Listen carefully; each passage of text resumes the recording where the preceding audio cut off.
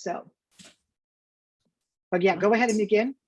Hi, everybody. Welcome back for our third session today, third and final one for today before we start coming up with programming for the next thing that we have coming up, which is, let's see, TTA, I believe. We're going to have, we have Theater Fest coming up, so that's exciting.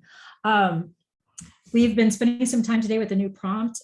You guys are kind of in previews for it. It hasn't been released yet on the website, although it will be shortly after this weekend. I think we'll put it up on Monday to make sure that it's, we've gone through it and proofread it and everything. We have to send it to Miss Connie. She's the ultimate proofreader. But we want to make sure that everything's good to go and ready to post on the website. So it's still free for any kind of suggestions and things that you noticed as we've kind of gone through things, or if things were not necessarily clear that you needed to, that you thought would be good to clarify. Even also suggestions for some things that might be helpful in the handbook. We're just always trying to grow our resources for all of this. And I did take a moment during our break to go back onto the website and look and see kind of where you can find all of the different recordings and stuff that we talked about. And they are available on the UIL YouTube channel, which is done through, I guess it was set up initially through the UIL academics for the student activities conferences, but there's kind of a link and they have all of the videos that we've uploaded and stored there are located there. And they are just honestly a great resource for any information, sometimes a little inspiration, those kinds of things. We will try to keep them updated, definitely so that you've got up to the minute kind of stuff. But I think that I hope that we've done a better job over the last few years of starting to give you more and more things to look at and show your students. We had hoped to have more of that when we were able to do things live. We were really good about being able to actually photograph everybody's work and try to get access to all of that. And the past couple of years, because of our COVID situation, it hasn't been as easy for us to be able to show you all of the student work. We definitely miss that. I will say, I just mentioned that we have TETA coming up in September. I did have a question arise from the Design Fest group that talked to us because we used to actually display the winners from UIL Theatrical Design. After contest, I would take all of them that received first through third, and we would then carry them, and I could take them to the student activities conferences for people to view. And then I would also take them to TTA, and they would be displayed as part of Design Fest, so that all the teachers and students that attended would be able to see the work as well and learn from it. And so they asked me about that this year, and I was like, I don't know what to tell you. I don't have all of the work. But I suggested to them, and it might be something that you could consider and think about how this might look with your students. They could certainly enter their work in Design Fest. They can submit it if they want to, because I also told them, I said, we don't even know if everybody's stuff is mounted because everything was digital, so it might not be in a condition yet in order to send it to be displayed. But I would love to see our kids get their work seen. So if there's any way that your kids would like to enter their work from this past year as part of Design Fest at TTA, I encourage them to reach out to TTA about that. And certainly get them entered in that, because I think then they have an opportunity to get some more feedback, get some more recognition for it. I believe they give some awards and things like that as well. So they might as well be able to insert their work there. And I'm not aware of how Thespians is running this year, but our students can enter their work from UIL in Thespians for consideration and things like that too. And possibly even USITT student competitions and things like that, because we're always looking for the kids to be able to get as much bang for their buck, the hard work that they've done, get it seen in as many venues as they can, because I think that's a big part of the incentive for getting it out there. And certainly if your kids are applying for colleges and things like that, it's a neat thing to be able to show college recruiters and things like that to have a portfolio of it. So that being said, what I wanted to spend some time doing in this session is talking a little bit about some logistics. So some things I've learned over the past year or so that I think would really help you in your classroom setting and in terms of your preparation, especially some of you guys that are you wearing all the hats and having to do all of this yourself. One of the big game changers for me, and I owe it all to her for introducing me to this wonderful thing. Mindy Pope enlightened me over the past year or so on how she incorporated the Google. She's a Google person. I was not a Google person. I got out of the classroom before any school that I ever worked for was a Google school. So I didn't know about it, but she's always talking about, oh, it's so much easier. I just do this all in Google Slides and da-da-da-da-da. And she talked about me like, yeah. Talk about the Google. I'm not going to learn about it right now.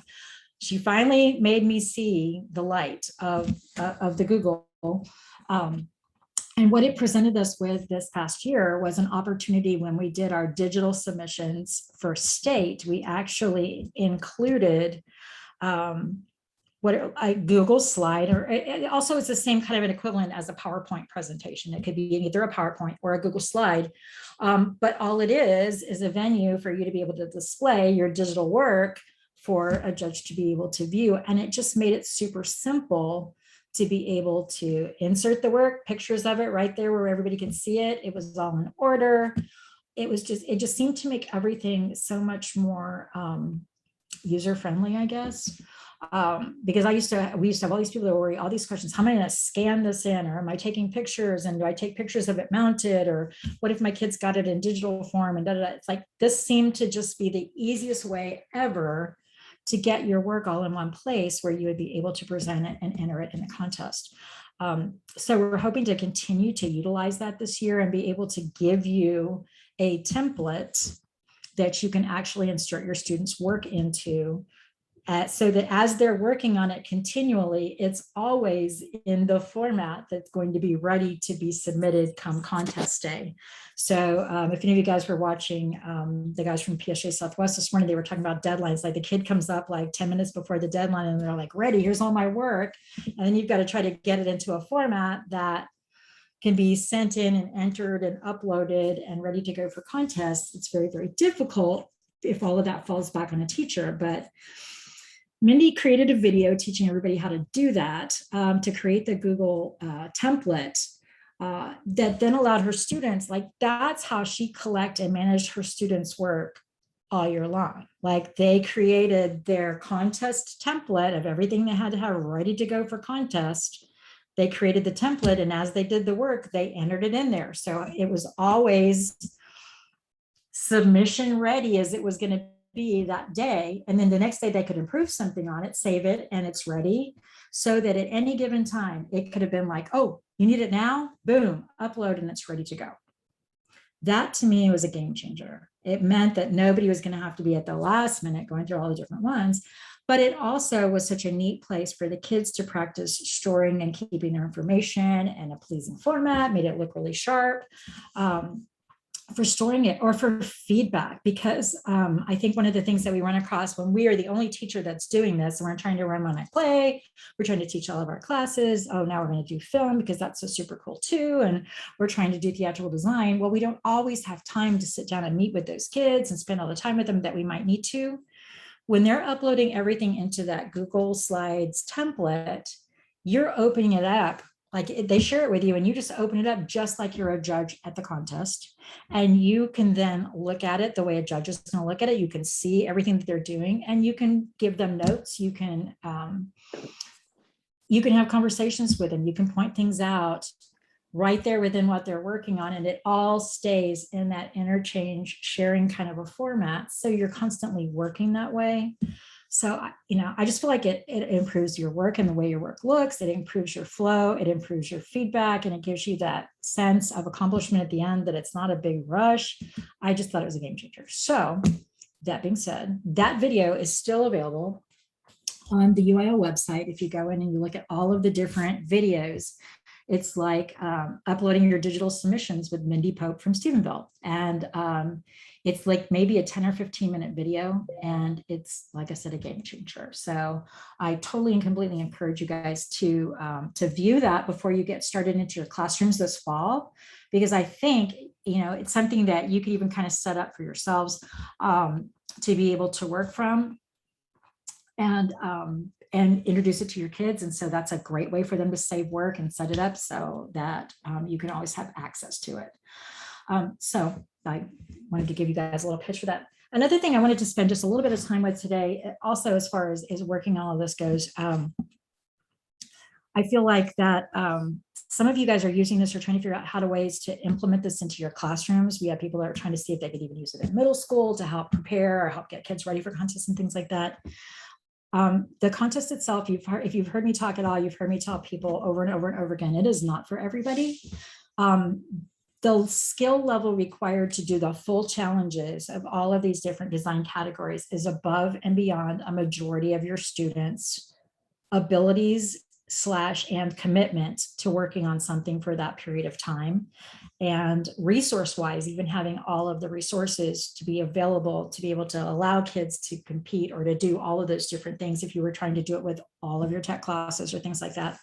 It's just not meant for that. And I know it sounds like a really cool idea, like, wow, I mean, this is such a cool thing. The kids should learn how to do this. These are cool projects, da, da, da, da. But trying to get them to do it full out, you're going to end up driving yourself crazy. It's going to be something that it's just more and more than what you would want. But I do think that especially this year, we picked this specific play this year. I kept getting a lot of requests. We do a rotation of different types of plays. We do like a musical, then we have a children's or a fantastical type play. We have a classic, like a Shakespeare Greek, something along those lines. And we try to do like a contemporary piece of sorts. And this year was supposed to be the contemporary year. And, last time we did this, we did like Raising in the Sun, and we talked about gentrification and tied it in with Clyburn Park. And it was this really deep piece. And it's like, then we had COVID and life and everything else has gotten so deep that I think that what people really wanted this year is like, we were almost like, can we skip the realism year? Because realism or contemporary stuff sucks right now because our lives are crazy, and skip on to like maybe the fantasy. Let's all have a fantasy right now and something light or whatever. And we wanted to stick with our rotation, but the opportunity for this show, it becomes like an escape because you're escaping into a novel. You're escaping to another time and place, and where everything is away from you and aside from you, and allows you that opportunity. I mentioned this, I think in the earlier session too. Ken Ludwig talked about the comparison between a mystery and comedy, and the kind of relief that we get from working on a production like this. He says the beautiful thing about comedy and also a mystery is that we're left in the end with a sense of calm, with a sense of stability and recomposure, and that things are now back again to okay. And there's something that just felt very, very right about doing a show like this year. It still gives our kids an incredible chance to do some fabulous, fantastic design work, but on a format that allows them to not have to dig deep and think long and hard about everything that we've been going through and all of the deep and heavy issues that we've been facing, to give us, for lack of a better, I mean, if murder can be fun, but it's like, it's the idea that it's a more fun production, maybe perhaps to work on, or more of an escape. I think of it like an escape room, or like getting out and getting it resolved and saving the day, coming through in the end. So I hope you guys find that that's enjoyable. So far, from what the feedback I've gotten, is that kids that have already started reading it have enjoyed it. It's fairly simple to follow along with. I will say, if they watch the movie, I watched the 2017, I guess, movie. It's long. I fell asleep because I was really tired the night I watched it, but it's long. And it's not exactly the same adaptation that we're using. So it's not going to be a good substitute for your kids unless you're just kind of showing it for some visual effect and kind of what's been done with it. But it's a fairly easy read, and Ken Ludwig's dialogue, everything's very fresh and quick and kind of flows through okay. I think that fact, plus there's also some good conversations around it. I think probably the biggest being this idea that, are these killers justified? Because in the end, when we find out that all of them, I hope this is not a spoiler for any of you guys. I'm assuming you've all read it. So I'm not spoiling anything here, but when we realized that he was actually murdered as a revenge by 8 people who were seeking justice, and true justice had occurred in such a way that only he was hurt, an opportunity to go through and enact justice for a very horrible crime. It begs the question, like, was this really, like it challenges your sense of right and wrong a little bit, and gives you some conversations and things that you can have and work with your students on, some great material. It's a great thing. Like if your English teachers like that, like they want to teach a unit or something like that, and they want to do some literature with you, you could probably do some cool cross curriculum, especially since it's a novel. I think sometimes they may enjoy kind of working with you and teaming up on some of that kind of stuff. Maybe your library gets excited about it. Maybe you guys have some kind of a fun event around it yourselves and start doing like a mystery year or something, or featuring mysteries. I don't know, make something exciting and about it and around it, without necessarily having to do the full contest with every single kid in your classes. Some elements that I think you can do in your classes, definitely you can read this play. If you can like sit down with your classes and say, hey, this is the play that all of our design people are tackling this year. We'd love for everybody to kind of be familiar with it. So we all jump in and we study it as a play. And we can break it down and analyze it as a play. And maybe our students want to take it a step further and say, like, hey, out of all the different areas of design, which one do you like the best? And maybe you pick one project out of one of those challenges and you say, you know what, I'm just going to design the costume for Hercule Poirot. You're just going to do his costume. Or somebody wants to just make a poster or our trailer. I mean, that might be something a couple of kids are like going, I'd like to make and try a trailer. Let kids try parts of it as kind of part of your exploration of how a process works. Like, how do we design for theater? How do we do these kinds of things? How do we analyze? How do we read? Do an exercise like that and you'll find kids that excel in these different elements, and then pull them, create a team and go from there, and have them who already have an aptitude for it and interest in it and a head start on it, let them dig in and go deep and take it all the way to the finish line in February. I think it will save you a lot of heartache, but it's also another way to do some great recruiting without killing yourself. So hopefully that's helpful for you. Some other helpful things that people have done throughout, as we've kind of discovered. If you've never done this before, we've talked a little bit about pick one area of interest. If you don't want to do all of it, you can pick one area of interest, or you don't want to do it with a lot of different kids, get 4 kids and do one group entry and let the 4 of them work together, helping one another to get the full thing done and enter that one group. If you have multiple kids interested, sometimes it's good to group all the kids that you have that want to work on it into groups.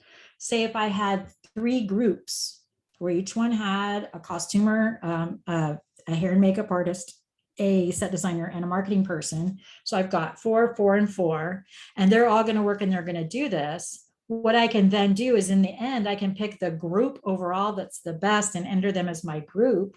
And then I can take the 2 costumers and make them my 2 individual entries, my 2 set people that are left.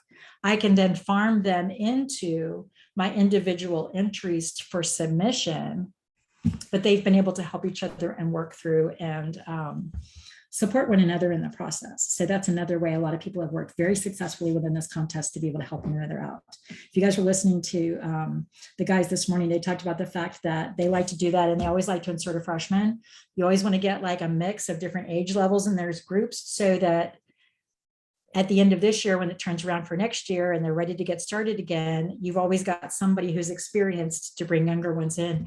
And really, you're working to teach a few of them to teach the rest of them and to start carrying this on as a tradition and becoming a part of your program. Yes, does that make sense? I hope for all of you guys in terms of working with us. I also, in terms of doing this, something that I found that was really, really interesting, and I mentioned this a little bit before, as I was looking back through some of our videos and things that we started looking at from our state judges this past year, one of the things I found really interesting were things that I would love to incorporate about what we're doing in our theatrical design contest into my production life at my school, like into my program. Things that we do for theatrical design are things that we also do within our own program. So starting to get students to do the same kinds of design work or helping design some student productions.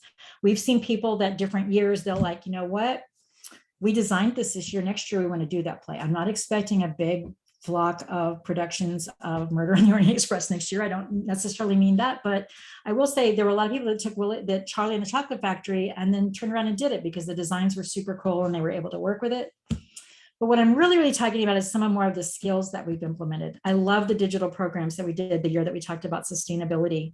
I've seen a lot of people go to that and continue to use it because we used to always love those fabulous, beautiful, thick, glossy souvenir look programs with a million beautiful illustrations in them, but we could never afford to have them printed for everybody for our productions. But with a digital program, you can create all of that digital magic of seeing all of these people, and shoot, they can have a video that comes live in the middle of it and you can meet that person and they can talk to you. You can create magic on a budget. And like that became something that some people were able to implement, that we tried it and learned it as part of what we were doing in contest. And then it could carry over into your practice in your production life. And I'm hoping some of the things like the trailer this year, maybe if your kids get excited about doing a trailer for this, they'll do some trailers for your productions that you're working on. Or being able to kind of overlap and work with and do some of these different things. So we're always looking for ways for this contest is to be successful in itself, but for it to also to help and to carry over and grow your overall theater program.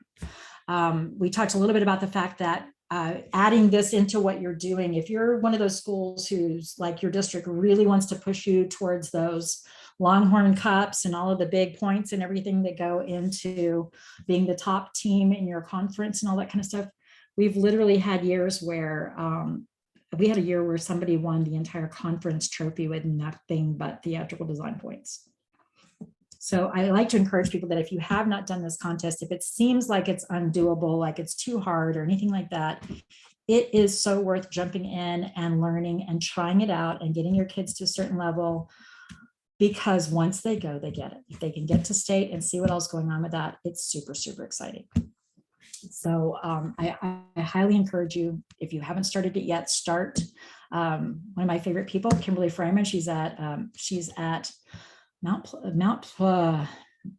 Enterprise. It's one of the mounts. It's a mount. And I'm like, my brain's fried today this time of day, but bless her heart. It's a tiny school. And she's really, really good at advocating for theatrical design and film and all of our contests in small schools because of these opportunities that are there for kids to excel and to be able to be recognized and for what they do. She talks about just one, like if you can just do one, if nothing else, just do one, just enter one kid this year, just enter one event this year, or just enter one group this year, just do one. And after that, it's like Field of Dreams. If you build it, they will come. It really is something, it's planting a seed that's so worth growing. And I've seen it just repeatedly go over and over again in terms of building success in places. So I, again, highly encourage you to do that. In terms of looking at everything that we've talked about this today and about the prompt and everything that's there, another thing that I like to make sure and explain with all of you guys when you start to look at some of the work and things that are being done, there is something that we like to talk about in terms of our evaluation, how we like to evaluate this work. Like, how do I know if I'm doing winning work? Like, is this the kind of stuff that's going to win the contest? Because that's what we all want to do. I mean, obviously, if it's worth doing, it's worth winning. You know, we want our kids to have their best shot at that. But we like to say in this contest, doing the very, very best design work that you can is a win in itself. And sometimes it'll be the one that just, that just really stood out to the judges in that particular moment and meant something. And that, just like when I play, it's anything else, it's still something that's subjective. And, but what we've tried to do to narrow some of that evaluation is to kind of give you what they do for When I Play, because we all know what the 60-40 is for When I Play. It's 60% acting, 40% directing, all of the other elements. So we were like, okay, well, theatrical design needs a thing like that, but ours didn't work out to 60-40. We did a 30-30-20-20. I think that adds up to 100. I hope it does. It still does. We talked about it's really, really important to adhere to the prompt. Did we listen to the prompt and follow along with what our guideline was? And if you think back to what we said today, the prompt this year is you've got to set it in the time and place as prescribed with rich detail that transports the audience into the time and place or world of the play. Did they do that? That's what we're going to be looking for. That's worth 30% right there. Did they, and there are so many different ways to do that. Does it mean that they have to have a completely and entirely accurate train car portrayed on stage in its full entirety, or they lose? No, it does not. Do I clearly know that I'm on a train car is what I'm looking for? How is that conveyed? How is that brought out to me, et cetera? Are there enough rich details that set me into that world? So that's what we're going to be looking for. That's our 30. We have a lot of people that look at this contest and say, I can never do this contest because I'm not an artist. I don't know. I'm not that good at drawing a painting or whatever, things like that. And it's like, there's so many ways to get to those skills and work those skills and get them to a certain point. It's the ideas, it's the creativity. Those are the geniuses behind things, are the ones that can visualize and come up with the images that we want to work towards. And then they just have to communicate them. So we said it's very, very important for them to artistically communicate their design. Does that mean they have to be the best drawer or painter ever in the history of the world to get that 30 points across? It does not. It means that I, as a judge, have to be able to look at what they've presented to me and know exactly what they want. Can I look at that and say, oh yeah, I could build that. I can make that happen. I get it. That's communication. If it's vague and I'm not really sure what they were thinking, or those colors, I can't really tell what they were going for. It's like clear communication, not best art, clear communication. And that's 30. We see where we're headed with all of this. The next thing is our 20. And our 20 is what we call best theater practices, because there are certain things about design, like you could have something that's very accurate for 1930s, et cetera, but it's not safe for what we want to do on stage. It's like, it's going to be something that's not, it's not a good practice for that. Or maybe the details on it are so small and so tiny on this costume that they might have been appropriate to the 1930s, but best practices for stage maybe tell me that I have to adjust my scale of things so that the audience can see it better. Or, wow, that's a really pretty makeup design for film. If I was up really close to you and I could see those details, that's amazing. But when I'm sitting 15 rows back in the theater, I can't see any detail because it hasn't been adjusted for a stage. Like we're thinking best practices, or that set looks really good, but I couldn't get my actors on and off of it. Or if I use that set, my actors would all have their backs to me. And so I need it to be something different.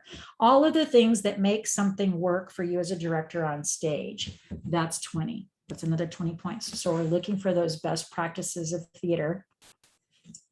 And the final category is what I almost call our intangibles. It's the things that give it the it factor, that make us sure that this play is going to be successful using these designs as written.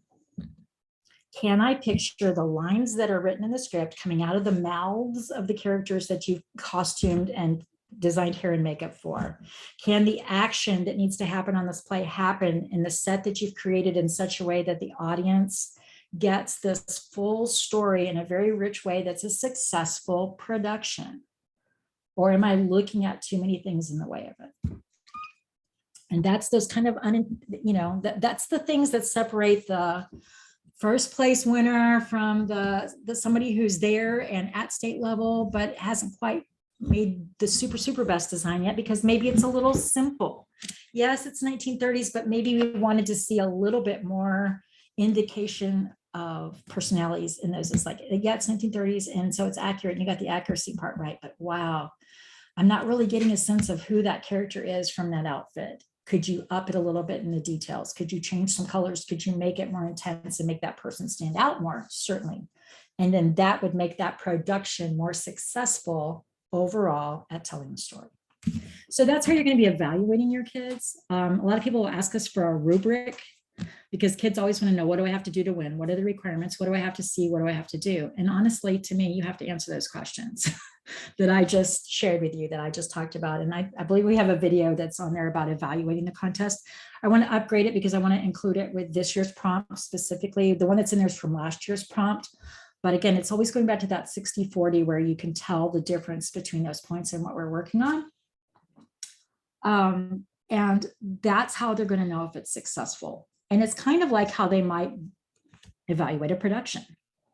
Did I go and see it, and how this all worked out? And that last one especially, it's like, wow, did I really just get swept up in the world of that play, and I was just carried off in that story because of everything all coming together and working together? Then I know I did a good job, or it's at the level where it's ready to be. So I hope that helps a little bit as far as some of your evaluation things, a little bit about how you can maybe use the contest and incorporate it into your classes in such a way that's going to help to make it more successful for you. I do hope we're also helping you as far as like that Google structure or PowerPoint structure. I really think that that's a game changer for you. If you can have some access and get on and see that video and start setting some of that up. What we're hoping to do for TTA, some of those sessions is to enrich what we have so far and be able to do a session where we can actually create templates for this year's play and work with you on that, or also some sessions on perhaps how to do video trailers if you're not really familiar with how to do some of those, because we didn't give you a lot of detail. We just kind of said 30 to 90 seconds, make it good.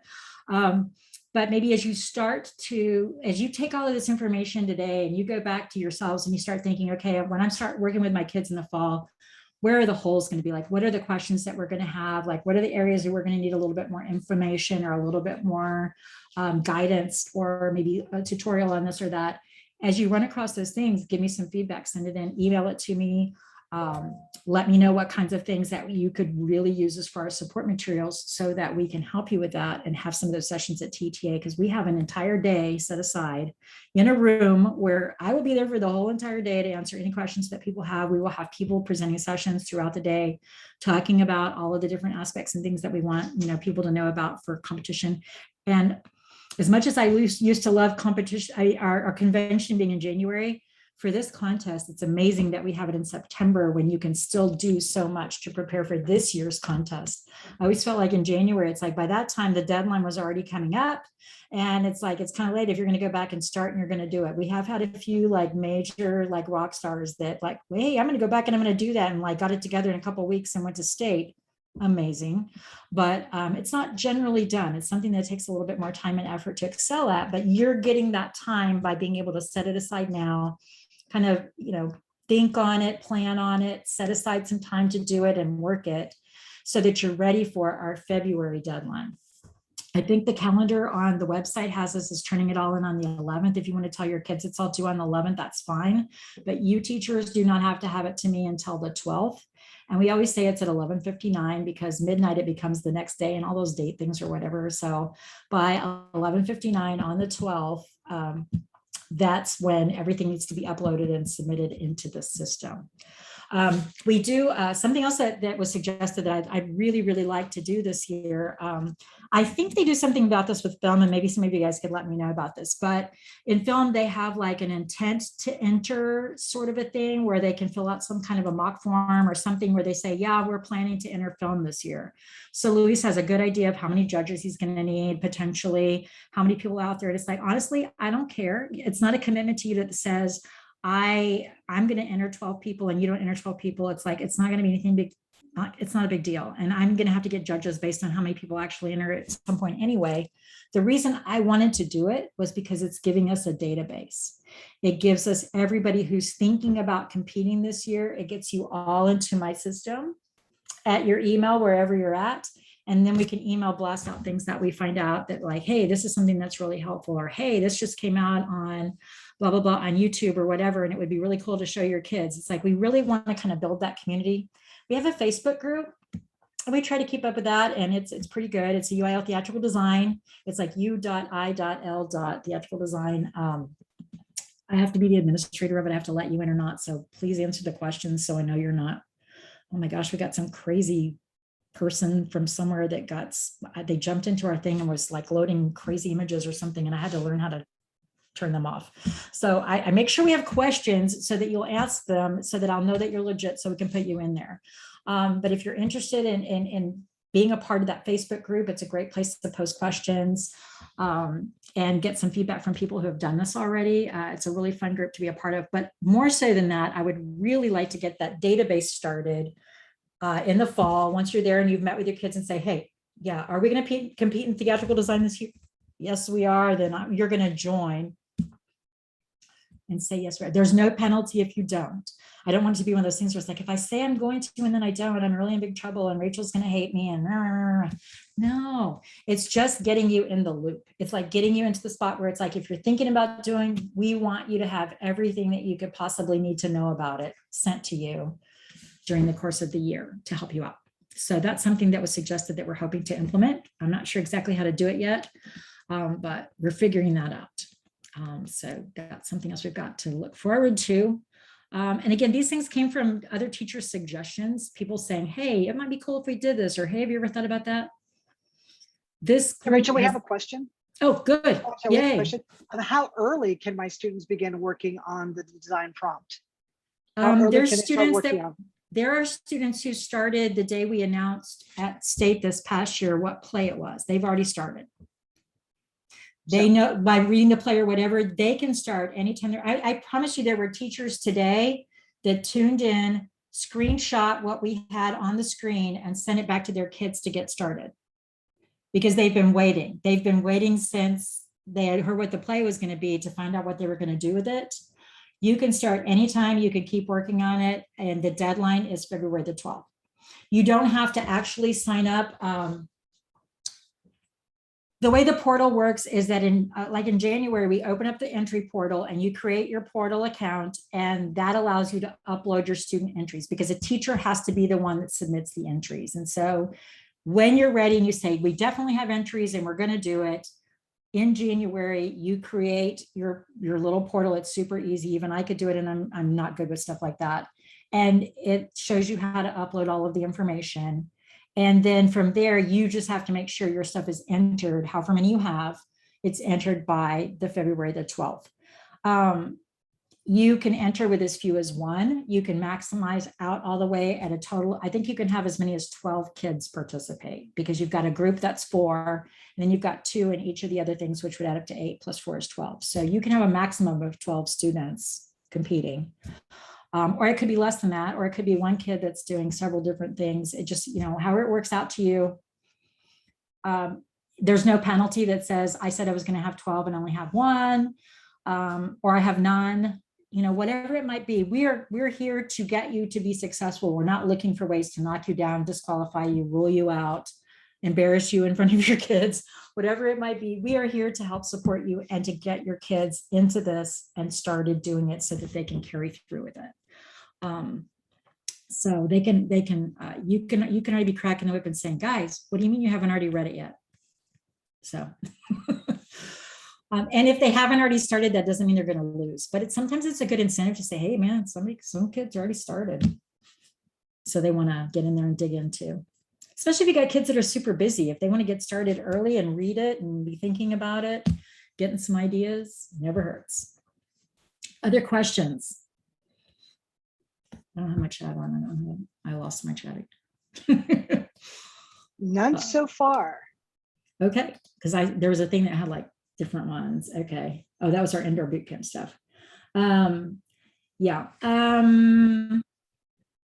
Some fun things that we're looking forward to in all of this stuff, as far as, coming up for TTA. Like we said, we also have student activities conferences. I'm not sure of the exact format. I think we're doing 2 of them in the fall.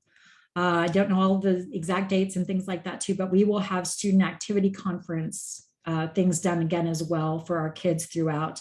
And those are geared towards your kids, whereas this is geared towards you all as teachers, and TTA is geared towards you as teachers. The student activity conferences, those are sessions that are geared towards your kids having an opportunity to hear from somebody besides you about their contests and their events. And so we will have those able to, for them to also participate in and be a part of and kind of get some inspiration and feedback on. Yeah. I would love also, if you guys, whether you have questions or not, if anybody, I love to give time for people to give, especially people that are a little bit now more veterans. It's like things you wish you knew your first year, or if there's suggestions that you have for, it's like, gosh, I'm so glad I learned this. We've got some amazing veterans in this contest, and the reason this contest is as strong as it is because they are very giving of their knowledge and their success. They are very good at bringing all of us up to the next level and getting all of us better. And that's a wonderful community to be a part of. So if any of you guys that are on here that have either helped us out as judges or helped us out as at workshop presenters or things like that, or if you've been out there and around and have some ideas to throw out at us, if you want to, you can throw them into the chat, and I'll throw them out to everybody and credit you with them. Or again, suggestions, things that you wish we did that we don't have. Because we also open up, one of the things that we do at TTA is the UL advisory opens up opportunities for people to present ways that the contest could improve overall as a contest, not just like the prompt in this year and what we're doing, but if there's other things that you would like to see done differently within the contest. So if you've got any ideas along those lines, that's really cool too. Okay, I have a question that says they weren't able to tune in this morning. When will the prompt be published? We're looking at publishing it, I think on Monday would be the ideal date to have that published and available on the website. But if I can figure out how to do it again real quick, I will bring it up for you so you can see it again on the, if I can get to a screen where I've got it. Let me see here. I'm gonna move this around and see if I can bring it up so that you can see it again. So you can screenshot it, because then wouldn't that be so much more fun? Okay. Takes me a split second because I'm not superhuman like you guys that had had to teach and do all the Zoom stuff all year. Uh-oh, the host disabled participant screen sharing. Paul, you got to let's show the screen, I guess. Let's see if that was. I thought you were a co-host. Maybe you're not. Now I will make you a co-host. Here you go. Okay, so I'm going to share my screen and we're going to get that on there again. Here we go. This is the actual directorial prompt. It's up there so you guys can see that if you need to screenshot it. Going to move it to the next, to the challenges. I'll let you screenshot those as well so that you'll have those. But here's the first one. That's the directorial one. Moving it down. If you need to know which edition that we're doing, there's that. You can screenshot that. Then moving down, this is our costume challenge.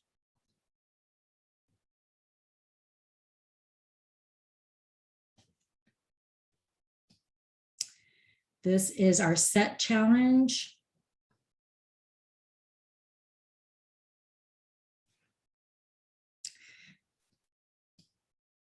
This is the extra page that shows you what a concept sketch is more likely to look like so that you understand it's not a full-on rendering.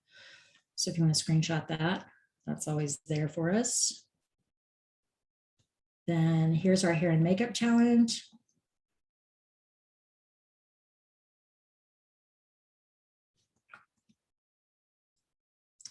And here is our marketing challenge. So if you need to screenshot that.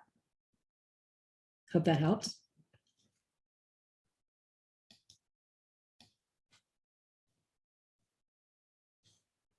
All righty, any other questions that we run across here?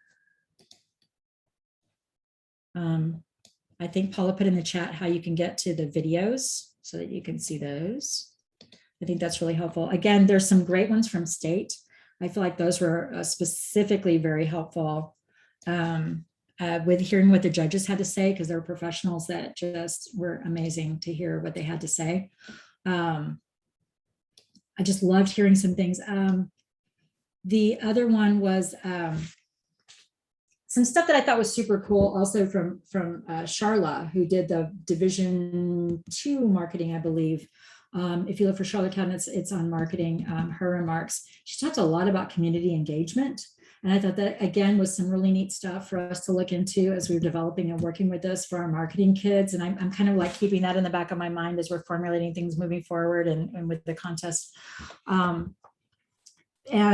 Just the idea of how we build theater community through what we're doing, because as you're building your program and you're making it more and more successful and layering in these different types of successes is also showing other people what you're doing and building that their investment in what's going on in your program. And so some of the community engagement pieces, I'm looking to learn more on those practices and what people are doing to make their theaters more a vital part of the community that they're living in and working in. If there's other goals, like I always feel like there's things that we do as far as design, but we have other goals. We've had some criticism sometimes about the plays that are selected, like whether or not we should be including more diversity and things like that. And of course, that's something that's always in all of our hearts, is making sure that everybody feels represented and on stage and in opportunities and those kinds of things.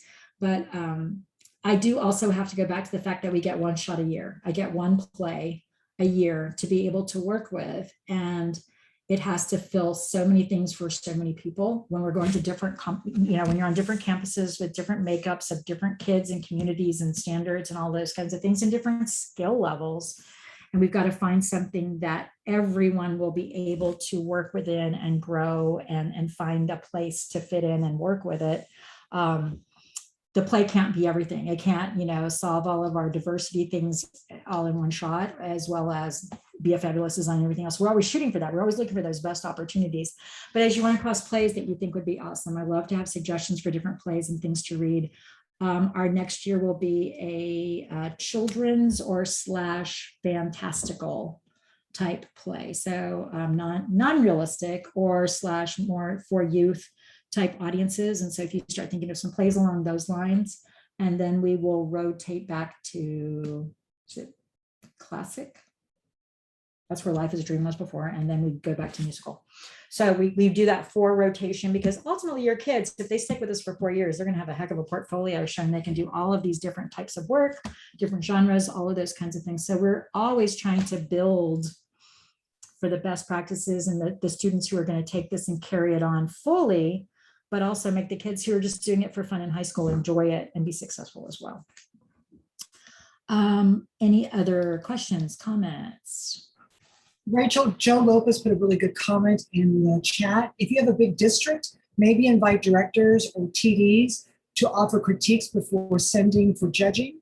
Similar to an OAP clinic, don't be afraid to ask from the UIL Facebook group. Oh, wow. That's super great, Joe. That's really, really helpful. People have asked about clinics and things like that before. I think we kind of lost a little bit of that with COVID, and people like not necessarily even being in school and being able to work with their kids, but especially when you're trying to work on your stuff at that first level and it's digital, where you could conceivably even send your digital work to somebody to get feedback on how it looks, or if they're able to open it up and look at it and what they see.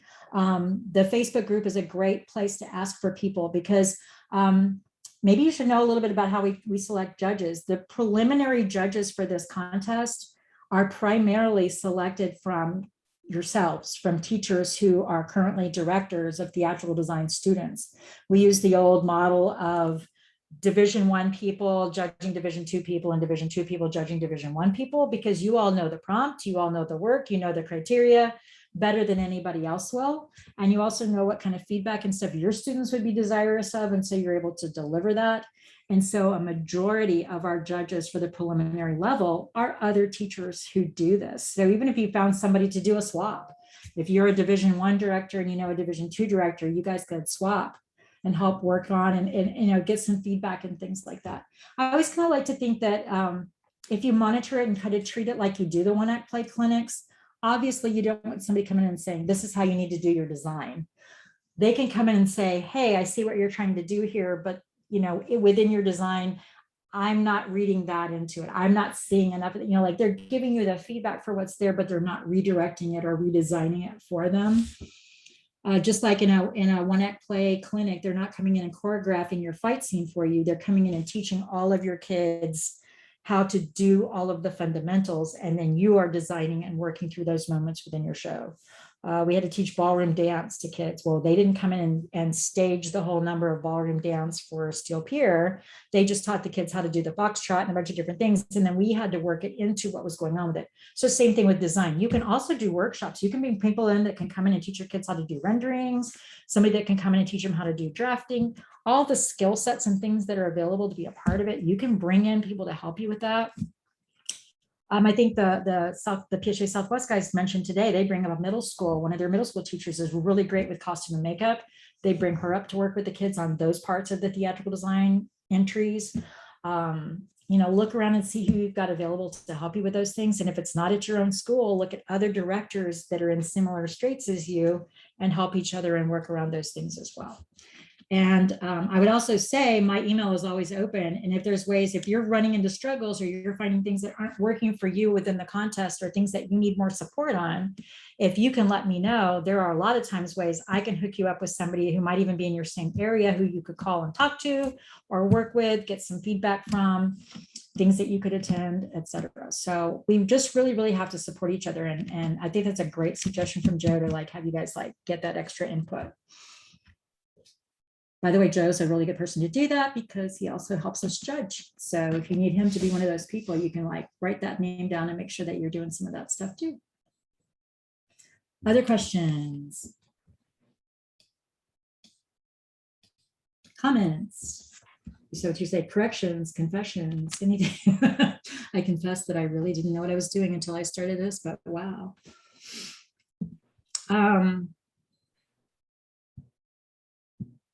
Okay, do you want to go ahead and wrap it up? Well, if there's I always feel like people are waiting to ask a question. They're not quite sure yet. And should I or shouldn't I? So let's, we can let the crickets cricket for a few more minutes until people think of them, because sometimes they build off of one another. I don't know how many people we have on now, but if they want it, if they can unmute, if you need them to, if that's easier too. Sure. if they want to go ahead and unmute themselves. Yeah, you can unmute and ask a question or make a comment if you'd like to. I think We got about 3 or 4 minutes, okay? There you go. Sure. It's the unmute button, guys. You can push it. Feel free to. You haven't gotten to speak all day. It's really interesting for us to know how many people are new. Like if we were normally in a live setting, we would be saying how many people are new and have never done it before. How many people, like so that we could get a feel for that, because we always, whenever we do this live and in person, they're meeting people that they can call on later and you kind of get that networking going. But especially if you want to go onto Facebook and join that group and say, hey, today was my first day learning about theatrical design. I want to join this group and I want to be a part of it. Introduce yourselves to everybody as a newbie. I will make sure and keep an eye on the Facebook group and get you into the groups pretty quickly as well. I just wanted to say I'm in a really small school. I hope you can hear me. Yes, I can. And this has just been so helpful. I haven't had my students do this, but I've just been reading about it, and I'm so excited about trying to get I only have 9 students in high school, but I'm really excited about seeing what they can do with this. So thank you very much for the information. Hey, absolutely. And as you run across other questions and things like that, my email is always there and I live for it. I'm a retired teacher. So, it's like I live for people to send me email and ask me questions. It's my job security. So absolutely. Thank you again. Rachel, real quick, could you repeat the information about the Google template that was created? The Google, we did one for state, and so I'm going to have to go back in and we'll redo it because it was done specifically for this past year for state. So if you get a chance to, you can go into the videos on YouTube, and Mindy's got a video on how you can actually set up templates yourself if you want to kind of just get started with one. But then what we're hoping to do is create one that we have on the website that everybody can use if they choose to. But it's the video that it's submitting your digital design with Mindy Pope from Stephenville on our YouTube channel is the video you want to look at. Super helpful, game changer. Anything else?